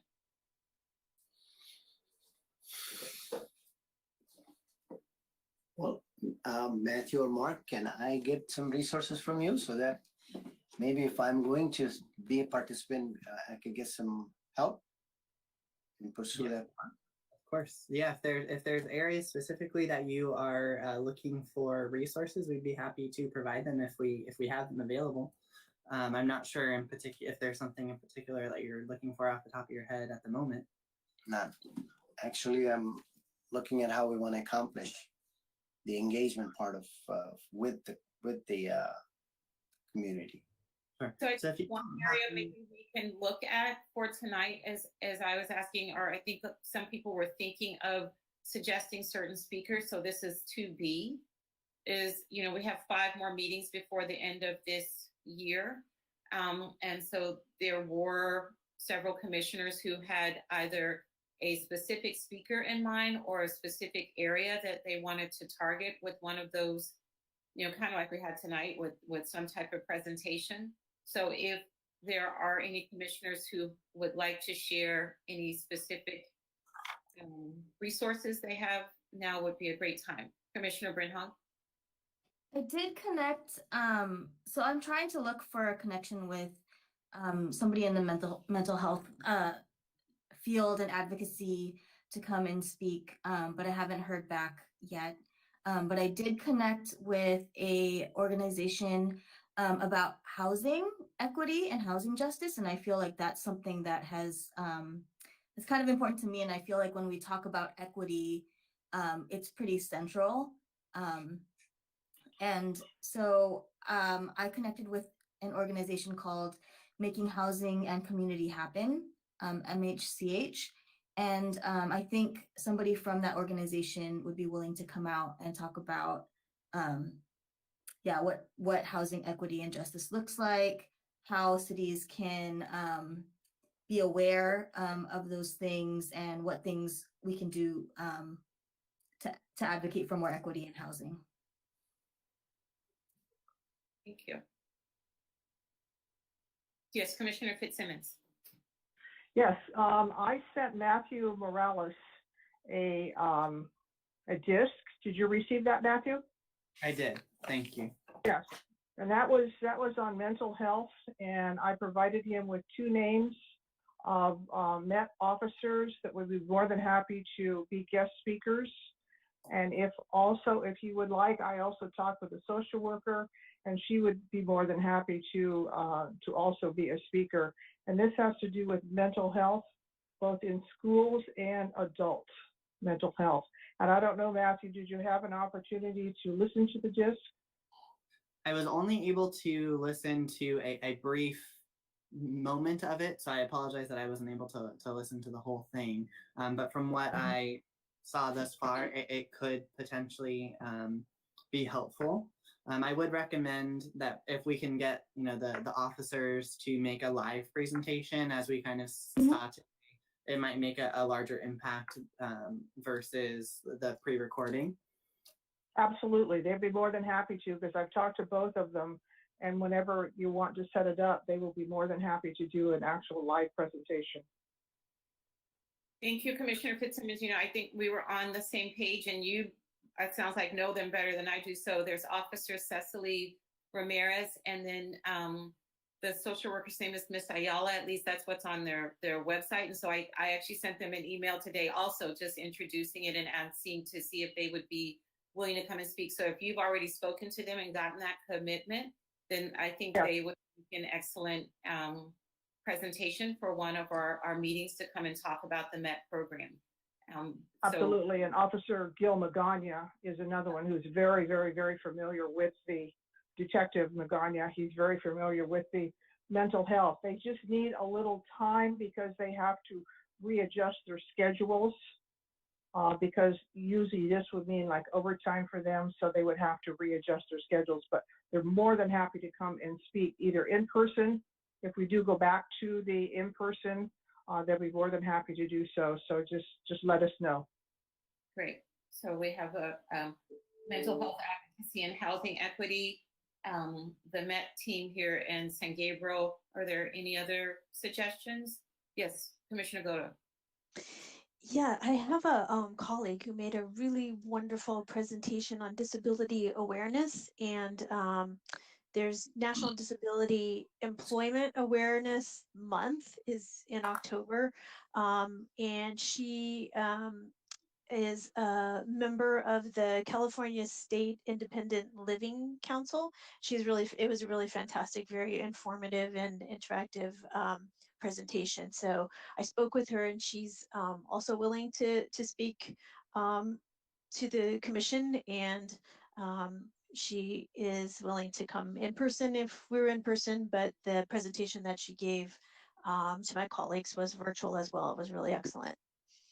I think that would be a really excellent talking point. Probably like many cities, we have a lot of persons with disabilities in San Gabriel, both, cognitive disabilities and physical disabilities. And it is another area that in terms of equity and access, that is a problem. I think we just celebrated the anniversary either today or yesterday of the Americans with Disability Act. So definitely that is an area that we need to explore. So that would be a great topic as well. Thank you. Sure. Any other suggestions? Along the lines of Commissioner Brinhoff's suggestion for mental health, I do have the contact for the 211 public information manager who is here in San Gabriel. That might also be a good resource in terms of talking about the services that 211 provides to our area.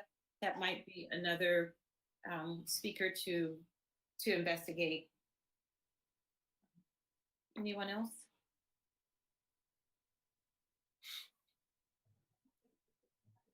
So I think those are good places to start. So I would ask if we could send whatever contact information we have to Matthew and Lucy.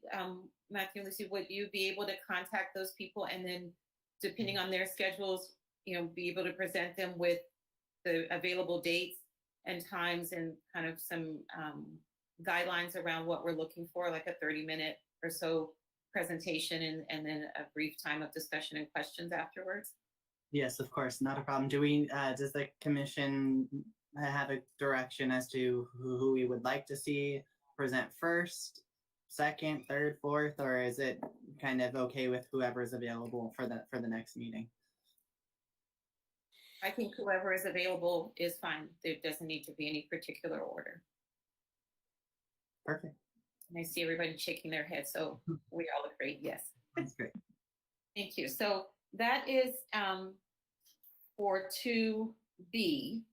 I'm going to go back to 1 in terms of equity training and say that we had this discussion a little bit when we did the video, that what we would like to do is at this point maybe concentrate more on the 1A double I or however that goes. Recommend that, 1A single I, the HERE Commission is available to assist with the development of the training requirements, is to put together, and I'm happy to put together some resources and bring it to the next meeting to send on to the City Council in terms of recommendations for how to get started with an implicit bias training type program for them to consider. Maybe if Commissioner Fitzsimmons could speak with the police department on what their current implicit bias training program looks like and bring that information as well. Absolutely. Then we could start by doing that and passing that on to the city in terms of tasks for number 1. And then for 2A, on the community engagement, developing programs and events. Again, I would like to certainly take the lead in terms of the Native American Heritage Month, and would like it if there is one other commissioner who would like to investigate that further with me. If you could identify yourself. Just in speaking with the city staff, it is strongly recommended that we get the input, obviously, of tribal leaders in the area. And so meeting with them would be the first place to start. And then trying to look at how we could develop some type of recognition. It may not be a big celebration this year, but some type of recognition that would be appropriate, just planning to build on it in subsequent years. Chair Jennings, now that I know a little bit clear about what is expected and what we want to do, I will coordinate that with the staff, and I'll create some contacts and get you some information in the next meeting. Thank you. And I think the city has some contacts already, and they will help to set up meetings if you would be willing to meet with me with whomever they set it up with. We can't have more than 2, I think, commissioners. Maybe we can have a third, but in terms of the Brown Act, we have to be careful about the number of commissioners who are meeting with other groups outside of the public setting. So I think the two of us would be great. The other thing to keep in mind that has been brought to my attention is just to start to think about maybe for our 2022 work plan is other heritage months or other groups that we want to recognize and how we can do that within the city. Obviously, you know, we can't celebrate every heritage month or every diversity group with some type of celebration, but it might be that for 2022, we recommend having some type of diversity day, you know, in San Gabriel, where we recognize many different types of ways of being diverse in San Gabriel. But for now, I think the Native American heritage, if we can arrange that before the end of the year, that would be great. For Commissioner Brinhoff. Oh, I just had a question because we previously talked about the land acknowledgement statement. And I was just wondering if there was any progress on that in meeting with the tribal leaders as well, because I feel like, you know, if you're kind of having that that exchange, it's kind of along the same lines of planning and executing like a Native American or Indigenous people's celebration. So I'm just wondering if there was any dialogue so far in that area. You gave a perfect segue into our next discussion item. So I'm going to ask if there is any additional discussion on this item or any additional direction that we want to give to the staff in terms of where to go from here. Or Matthew, if you have any other questions. No additional questions. Okay. So as I said, Commissioner Brinhoff really just led us into item D, which is our land acknowledgement statement. And the staff is going to provide us with the updates on the development of the land acknowledgement statement and address your question also. Perfect. Thank you, Chair Jennings. So I do appreciate Commissioner Brinhoff for the nice introduction to the next action item. I'm sure as you remember from the last couple meetings, the land acknowledgement statement has been a topic of discussion, and we have thrown out ideas of how we can move forward with that. City staff has, during the last meeting, provided some history as to work that the Historical Preservation and Cultural Resource Commission has done on it. And so they kind of started the discussion, and the consensus from the HERE Commission, from what we've gathered is that we want the discussion to continue. So staff is happy to help facilitate that. So in speaking with city leadership and in speaking with our city attorney's office, we've kind of developed what we think potentially could work moving forward. So this is the land acknowledgement statement would potentially be part of a larger program within the city. In other words, the Historical Preservation Commission may have other intentions for the land acknowledgement statement. In other words, it could go on a building. It could have a larger purpose than potentially being read at the HERE Commission meetings or being put on the agenda. Not that that's not large in and of itself, or not that it's impactful, but it may affect different areas of the city. So to that end, what we're looking to do is present the information to council in the form of a unitary body. As we've discovered that we can't have two ad hoc committees working together on one project, that once those two ad hoc committees are formed working on the same project together, that becomes a unitary body and is then under the Brown Act. So what we thought was initially as simple as creating two ad hoc committees, and then they get together and meet. It's still doable, but it definitely requires extra levels, similar to what we do for the HERE Commission, where the meeting then has to be announced, a formal agenda has to be made, minutes have to be done. So all of those things that allow the public to be informed about the discussion that's happening, that process has to occur. So the plan, should this be the direction that the HERE Commission wants to go, would be that staff would present the formation of a unitary body, so 2 members of the HPCRC and 2 members of the HERE Commission, be created to work on the development of the land acknowledgement statement, working with the tribal leaders, having some of that discussion, that dialogue to determine what that would look like. And then again, this report would go at the August 17th council meeting, assuming that they say, the council says, great, you're ready to move forward. Then we could really get the ball rolling and have that discussion and move forward with developing the statement. And it is important to note that, as Chair Jennings mentioned earlier, we do still have to stay below the quorum of a meeting. So with the HERE Commission, it could be 3 or less, since the HERE Commission is a larger commission. Since the HPCRC is a smaller commission, theirs is 2 or under. So in order to make that equitable, we're suggesting that it's 2 and 2. So just to kind of clarify that aspect there. So we apologize that it's maybe turned into something a little bit larger, but we think that going this route, making sure that the city council is informed of the conversations that would be had with the tribal leaders, informed of the work that the 2 groups would be putting in towards the development of the land acknowledgement statement would be best. And then that way, when the statement is ready for presentation to the council, they've kind of been part of that step, that every step of the way. And the communities could also be part of it every step of the way through that process as well. So with that said, if anyone has any questions or comments with that, or Mark, if you have anything to add, feel free to do so.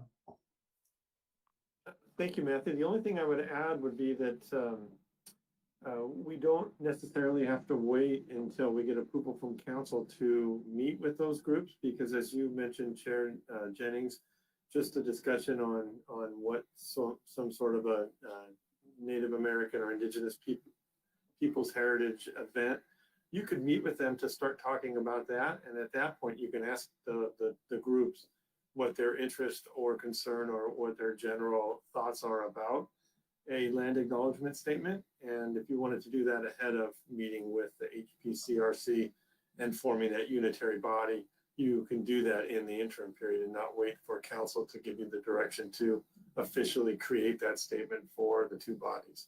So if it's something that you wanted to start that process and not wait until after the 17th, staff could start to set those meetings up for some initial preliminary meetings. That said, if you want to wait and get the full approval, we can go that route as well. So just wanted to give you another option for moving forward sort of informally without that full blessing of both commissions and the council. And that's all I would add, Matthew. Thank you. Mark, I'm sorry, go ahead, Commissioner Fitzsimmons. Yes, the problem is the historical commission, they're dark this summer. They don't meet again until September. Right.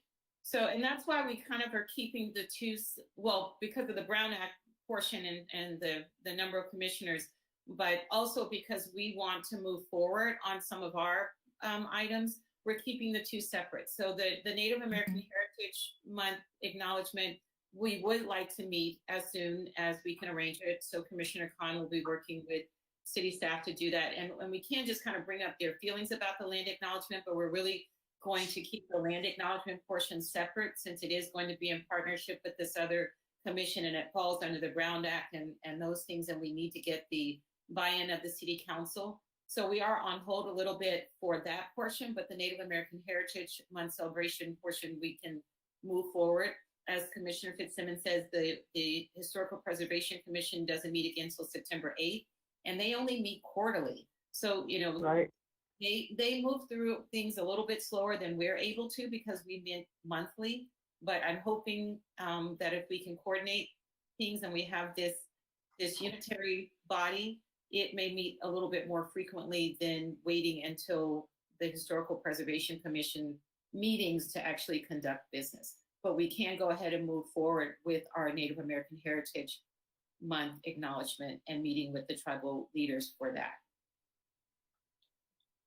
Even though, as Commissioner Brinhock said, we are going to be meeting with the same people, just about kind of different subject matter. Thank you.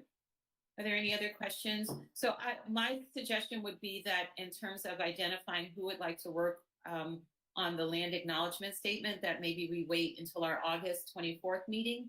By then we'll have the feedback from the City Council on if they have any additional concerns or whatever, and people can think about whether or not they would like to be one of the two commissioners for that unitary body.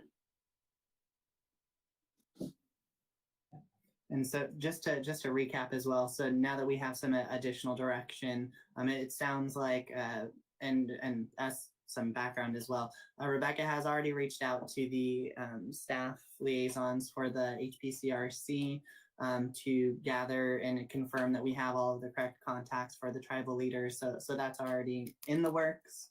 So now that we have further direction, we'll go ahead and reach out to the leaders to see if they'd be interested or willing to set up a meeting to start developing the Heritage Month.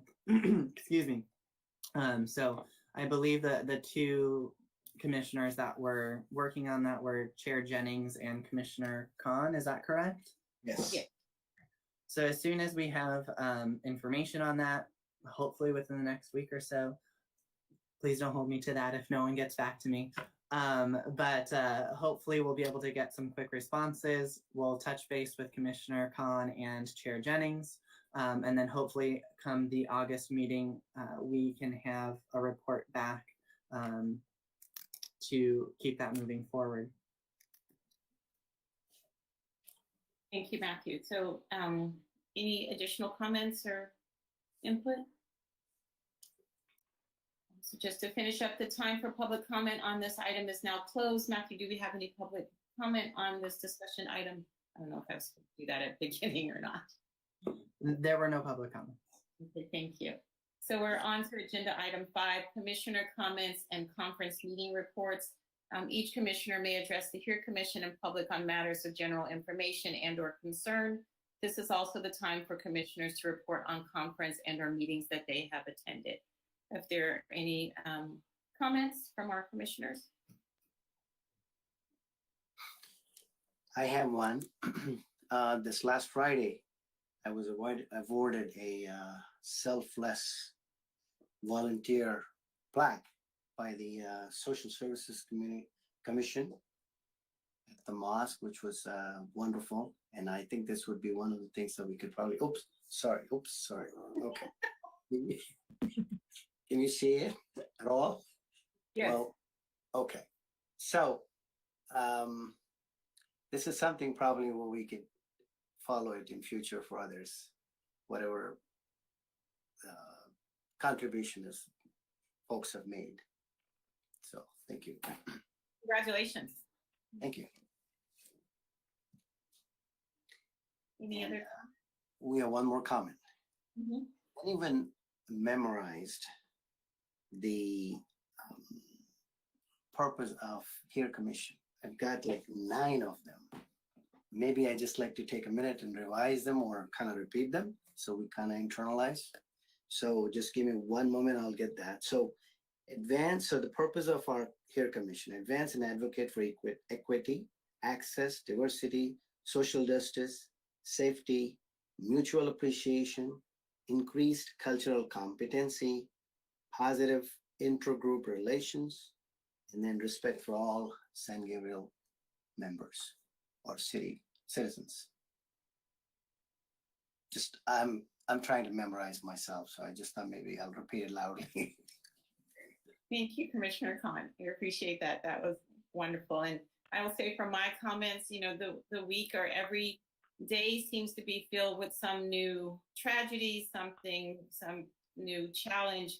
And it is really important that we identify and recognize the wins, you know, WINS in our lives. And so I really see the HEAR Commission and the work that we're doing as a win.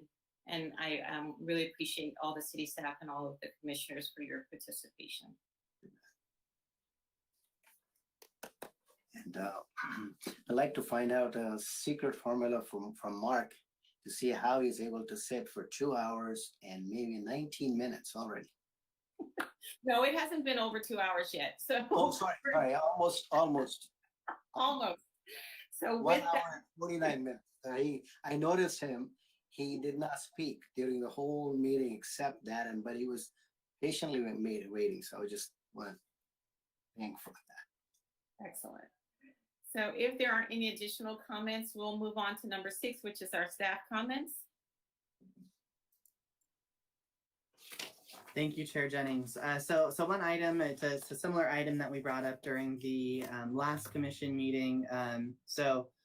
The intention was to hopefully move this meeting today in person, but we had some things come up at City Hall that limited access to the second floor of City Hall. So we wanted to be sure that everyone had access to the building.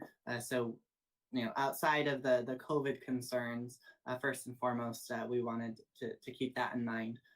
So with that said, then that brings us to our August meeting, which falls August 24th, again, a week after the City Council meeting, which, correct me if I'm wrong, Mark, oh, sorry, go ahead, Mark.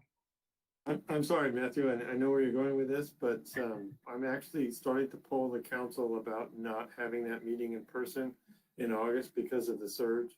Okay. And though I know that the majority of our commissioners and council are likely vaccinated and safe, I feel like bringing the public out to these meetings is not responsible, and I'm trying to create more of the visual appearance of keeping people as safe as possible and the actual keeping people as safe as possible. So all of that being said, we're probably not going to be at our meeting in August, and that will be the same for the commissions as well. If that changes, then I'll have Matthew contact everybody. If for some reason the numbers have peaked already and they're going back down, then we'll reach back out to the commissioners and change that decision. But as of now, and Matthew, I apologize for not telling you that before the meeting. No problem at all. Things change day to day, so if we weren't flexible, we wouldn't be doing our jobs very well, I don't think. So thank you, Mark. The other item is just kind of a note overall.